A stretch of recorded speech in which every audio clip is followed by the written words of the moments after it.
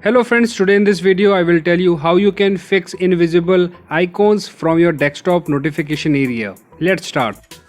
As you can see bottom side there is no icon showing. If I click hidden also not showing. I am trying to click but it is not working. First of all you have to check 64-bit or 32-bit operating system. First of all you have to download this particular software. Name is Notification Area Cleaner. Let me extract this zip file.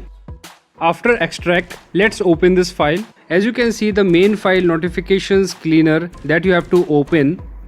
After that a black screen appear and here the two button exit and clean. Now you have to press clean button. It will take few seconds to complete this task. Now finally done. Let's go to the bottom side and click on this arrow. Here you can see now it is visible. Friends, that's all in this video. How did you like this information? If you like, then you share with your friends.